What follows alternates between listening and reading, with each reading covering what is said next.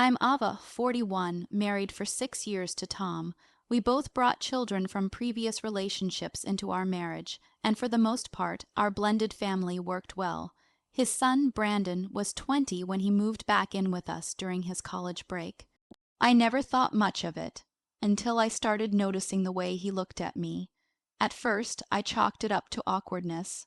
I'm curvy and confident in my body, and I assumed Brandon was just adjusting to being around a woman who wasn't his mother. But it changed, his stares lingered, his conversations became bolder, and the night that unraveled everything started innocently. I was in the kitchen wearing a summer tank top when I turned and caught him watching me. Not glancing, watching. I was shocked, but I didn't say anything. A few days later, while Tom was out, Brandon approached me in the laundry room. He stammered, trying to apologize for making me uncomfortable. But instead of stopping, we crossed a line. He admitted he had feelings, fantasies even, and I didn't stop him. I was flattered, curious, and emotionally starved. Tom and I hadn't been intimate in months.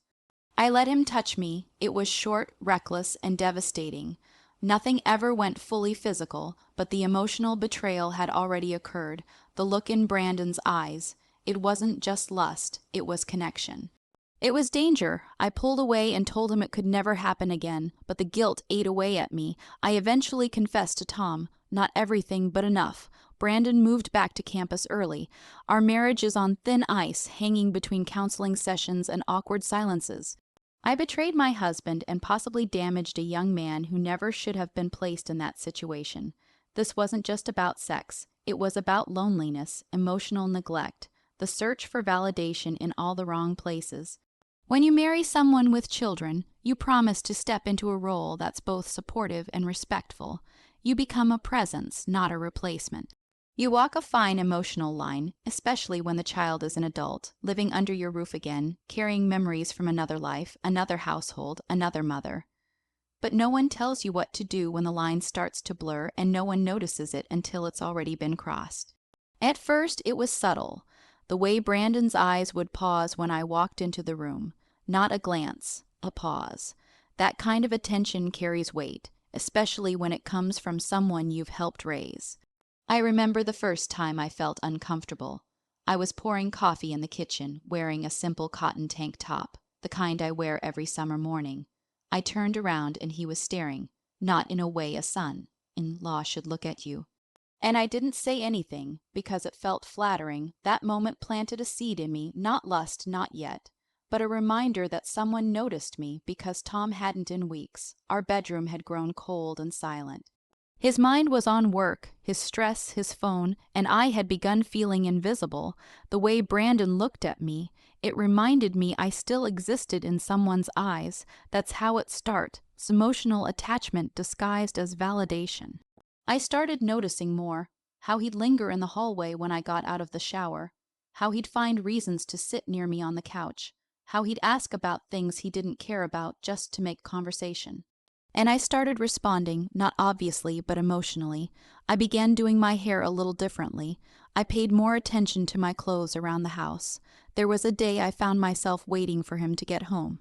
Not for anything, just to feel something. That's the moment I knew something had shifted inside me. And still, I told myself, you're not doing anything wrong. You're just being nice. But being nice starts feeling like flirting when there's emotion behind it. The emotional boundaries, the invisible walls that protect relationships, they're not made of brick. They're made of choices. And every time I chose not to speak up, every time I allowed a compliment to sit too long, every time I ignored a tightening in my gut, I was pulling out bricks from that wall until there was just space.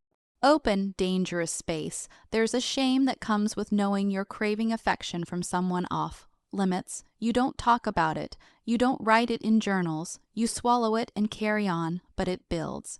Especially when you're lonely in your marriage. Especially when that loneliness meets attention from someone you see every day. Someone who smells like youth and possibility. Brandon wasn't a predator. He was a boy who didn't know what to do with feelings he shouldn't have had. I wasn't a villain. I was a woman starving for intimacy. The real crime was silence, the silence between Tom and me, the silence in the house where no one said what they really felt.